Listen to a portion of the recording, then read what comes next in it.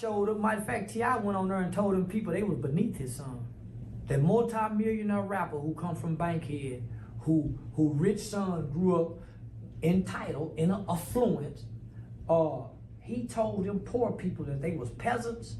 In recent weeks, a controversy has been unfolding that has blurred the line between entertainment and deeply personal attacks, raising questions about where online discourse ends and real-life consequences begin. At the center of this storm is Charleston White, a social media provocateur known for courting attention through inflammatory remarks, and two major figures in hip-hop, Boosie Badazz and T.I. What began as a cultural debate surrounding Kanye West's White Lives Matter shirt has rapidly escalated into a heated feud involving accusations, online taunts, and most alarmingly, attacks directed at the children of these artists. The issue has sparked intense reactions not only within the music industry but across social platforms, where audiences are left debating whether this is just another example of viral spectacle or whether it has crossed a line that can no longer be walked back. Boosie killed a lot of black people, and he never came back and apologized and tried to right his wrongs. You know, they call it redemption. Yeah, every man has a right to the path to redemption. As this story continues to develop, it highlights a broader cultural discussion. How far can provocateurs go before their actions shift from being controversial entertainment into violations of basic respect, particularly when family members are dragged into the spotlight? Charleston White has built an online brand defined by provocation, a strategy that involves deliberately targeting high-profile figures, making sensational claims, and ensuring his name remains in constant circulation on digital platforms. His methods have included mocking celebrities, ridiculing activists, and going after athletes, but the pattern is always the same. He picks a target, delivers outlandish commentary, and then points to law enforcement as his protection when responses threaten to go beyond verbal sparring. That's how they were able to give him. And they used the songs against him. So nigga Boosie killed 9 people, went to trial for 5. Used a 16-year-old to kill 5 people, and this kid didn't make over $50,000. He paid $2,000 per hit.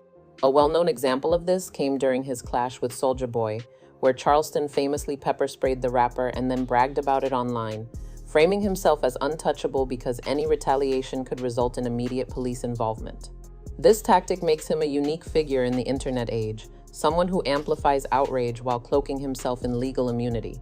While many dismiss him as an entertainer exploiting controversy for profit, his ability to trigger strong reactions has turned him into a consistent trending figure. Yet this carefully managed chaos has its limits. And when White shifted his attacks from artists themselves to their children, the outrage that followed suggested his playbook may finally have gone too far. Had Boosie stayed on death row long enough, he would have broke the code too. Because he had to break the code to sit down with the lawyer to beat the case. You have to work and cooperate at some point if you're in trouble. The chain of events that led to this latest escalation began in Paris during October 2022, when Kanye West debuted his now infamous White Lives Matter shirt at a fashion show, sparking immediate global backlash. The shirt became a flashpoint for debates about race, culture, and responsibility, with public figures across industries weighing in. Among the most vocal critics was Boosie Badazz, who condemned West's actions in sharp, emotional posts, calling them disrespectful to the Black community and framing the incident as a reckless exploitation of a movement's pain. His comments were widely shared, celebrated by some for their honesty and criticized by others who saw them as overly aggressive. With Charleston White gonna get your ass locked up. That's real shit. I ain't trying to have no man calling no DAs on all this on me. If Charleston White looking now, I don't want to smoke. For Charleston White, however, Boosie's response provided a new opportunity. Rather than joining the chorus of outrage against Kanye, Charleston flipped the narrative and began mocking Boosie instead, ridiculing him for speaking out so strongly and framing his reaction as hypocritical and performative.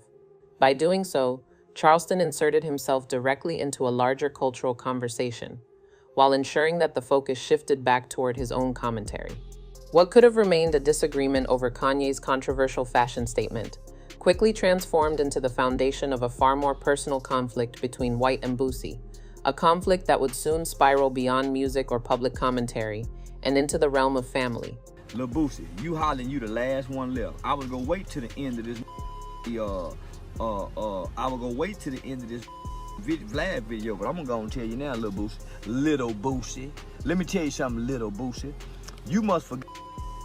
I know the you was in Angola with. Charleston White's targeting of Boosie escalated when he began focusing not on Boosie himself, but on his son Tootie Raww. This shift marked a dramatic escalation that many observers saw as a violation of unspoken boundaries within the culture. White taunted the young man online, throwing insults that blurred the line between internet trolling and serious defamation. At one point, Charleston went so far as to claim he had a hand in seeing Tootie arrested on a gun charge, a statement that spread rapidly across social platforms but which remains unverified by official records. It is important to note that no authoritative confirmation has substantiated these claims, and they must be understood as part of Charleston's pattern of provocative allegations rather than established fact. Nonetheless, the damage was immediate. For Boosie, hearing a grown man publicly mock his son and even boast about legal troubles struck a nerve that could not be ignored. The rapper, who had initially chosen to remain restrained in his responses, was now placed in a position where silence would be interpreted as weakness or indifference.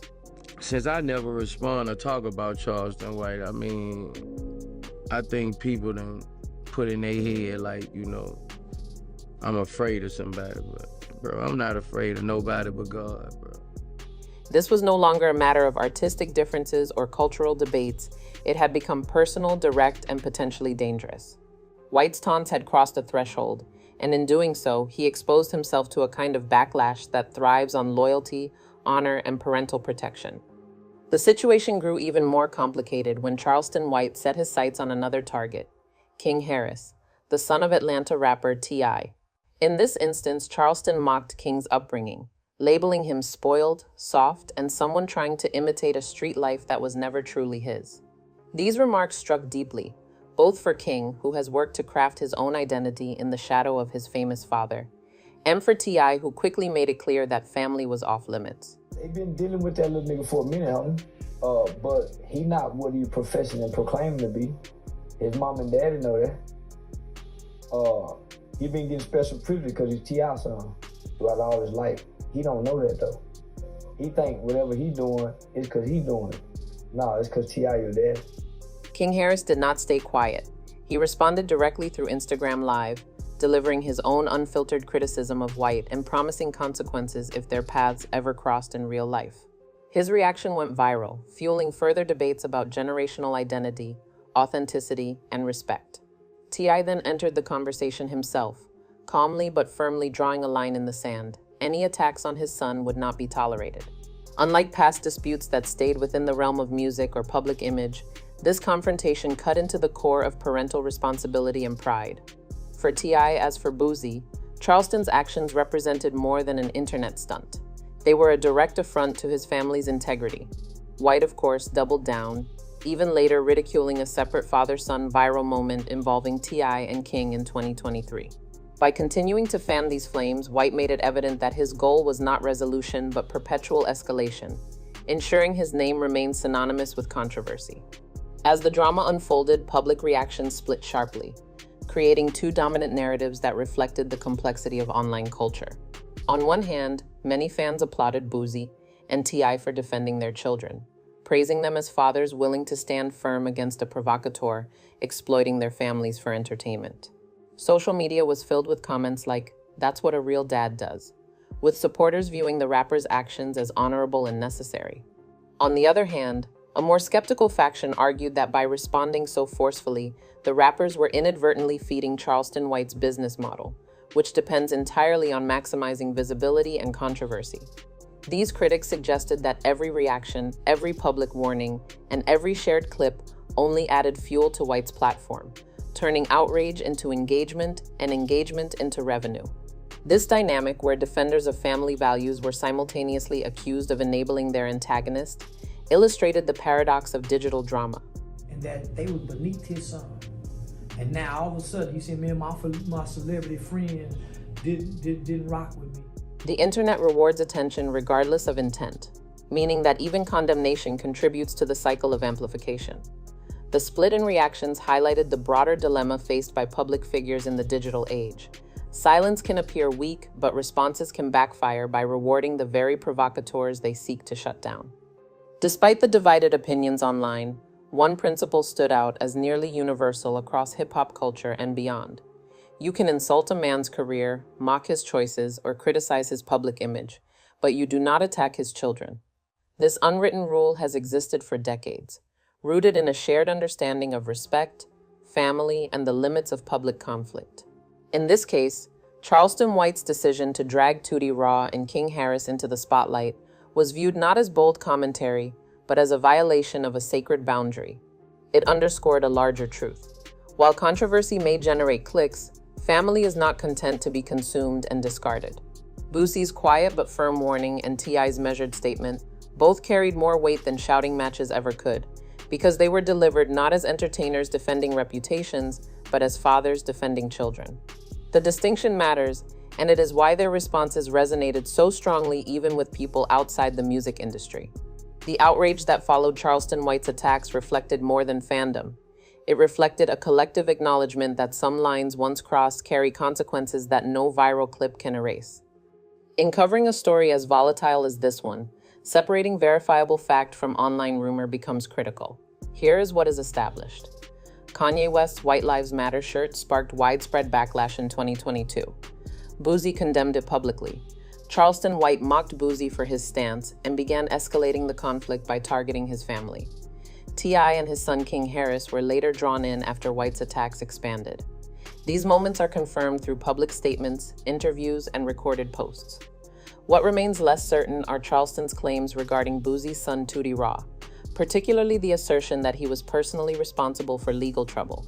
While the claim circulated widely online and was repeated in multiple forums, official records and credible reporting have not substantiated it. This is where the difference between speculation and fact becomes essential.